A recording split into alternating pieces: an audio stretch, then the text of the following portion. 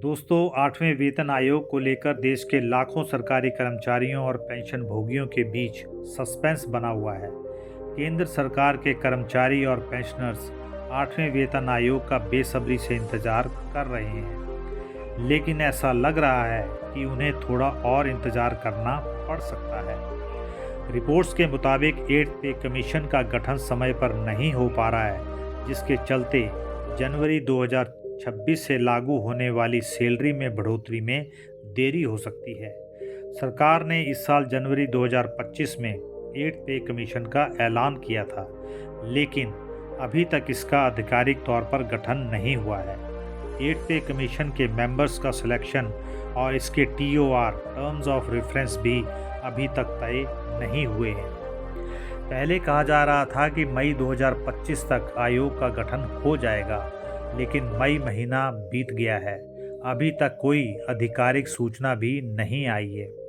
ऐसे में सबसे बड़ा सवाल यह उठता है कि आखिर 8th पे कमीशन में देरी की वजह क्या है। चलिए डिटेल में समझने की कोशिश करते हैं, लेकिन पहले आप ये समझ लीजिए कि पे कमीशन यानी वेतन आयोग क्या है। केंद्र सरकार की तरफ से बनाया गया यह एक पैनल है, पे कमीशन, जिसमें सरकारी कर्मचारियों और पेंशनर्स के वेतन और भत्तों की समीक्षा की जाती है। हर 10 साल में एक नया वेतन आयोग आता है। इससे पहले जो 7वां वेतन आयोग आया था वो जनवरी 2016 से लागू हुआ था, जो अभी मौजूदा समय में चल रहा है। अब कहा जा रहा है कि 8वां वेतन आयोग 1 जनवरी 2026 से लागू होने की संभावना है, लेकिन अभी इस पर कुछ भी स्थिति साफ नहीं है। 16 जनवरी 2025 को आयोग के गठन को मंजूरी दी गई थी, लेकिन अभी तक इसकी जो शर्तें हैं वो पब्लिश नहीं हुई हैं। पहले उम्मीद जताई जा रही थी कि मई 2025 तक यानी पिछले माह तक आयोग का गठन हो जाएगा, लेकिन अब जून महीना भी आधा बीत गया है और सरकार की तरफ से कोई आधिकारिक बयान सामने नहीं आया है। वेतन वृद्धि में देरी की संभावना पूरी जताई जा रही है, लेकिन अब सवाल यह उठता है कि आयोग के गठन में देरी हो रही है तो क्या जनवरी 2026 से सैलरी में वृद्धि होगी या नहीं।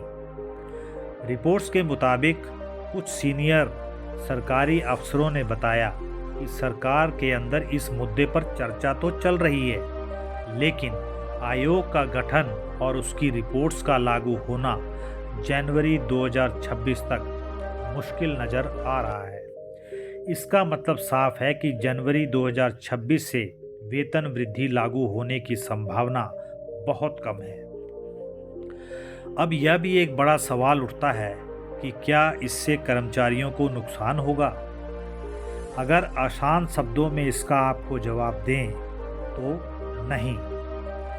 केंद्र सरकार के सभी कर्मचारियों और पेंशनर्स को एरियर मिलेगा, चाहे वेतन बढ़ोतरी जनवरी 2026 से लागू हो या उसके कुछ महीनों बाद। दोस्तों, ऐसा पहले भी हो चुका है। 7वां वेतन आयोग 1 जनवरी 2016 से लागू हुआ था, लेकिन इसकी सिफारिशें जुलाई 2016 में आई थी। तब सरकार ने जनवरी 2016 से लागू करते हुए पूरे 6 महीने का एरियर अपने कर्मचारियों और पेंशन भोगियों को दिया था, और यही पैटर्न इस बार भी देखा जा सकता है। अब 8वें वेतन आयोग से केंद्रीय कर्मचारियों और पेंशन भोगियों की क्या उम्मीदें हैं। 50 लाख कर्मचारी और 65 लाख पेंशन भोगी इसका बेसब्री से इंतज़ार कर रहे हैं। किस फार्मूले पर सैलरी तय होगी, जान लीजिए। 7वें वेतन आयोग में 2.57 का फिटमेंट फैक्टर था। इससे जो न्यूनतम मूल वेतन था वो 7,000 से बढ़कर 18,000 हो गया था। पेंशन में भी इसी तरह की बढ़ोतरी देखी गई थी, ये 3500 से बढ़कर 9,000 हो गई थी। अब 8वें वेतन आयोग के लिए फ़िलहाल फिटमेंट फैक्टर का खुलासा नहीं हुआ है, लेकिन उम्मीद जताई जा रही है कि ये फिटमेंट फैक्टर 2.57 से 3.0 के बीच हो सकता है। कुल मिलाकर अगर देखा जाए तो सरकार की प्रक्रिया भले ही धीमी हो, लेकिन कर्मचारी और पेंशनर्स के लिए अधिकारों पर कोई असर नहीं पड़ेगा। 8वां वेतन आयोग अवश्य आएगा, भले थोड़ी देर से ही सही, लेकिन आपकी जेब पर इसका असर जरूर दिखेगा। अगर आप भी सरकारी कर्मचारी हैं या पेंशनर हैं तो उम्मीद बनाए रखें और इंतज़ार करें 8th पे कमीशन के लागू होने का। तो उम्मीद करते हैं कि हमारी तरफ से दी गई जानकारी आपको अच्छी लगी होगी। फिर मिलते हैं अगले वीडियो में नई अपडेट्स के साथ।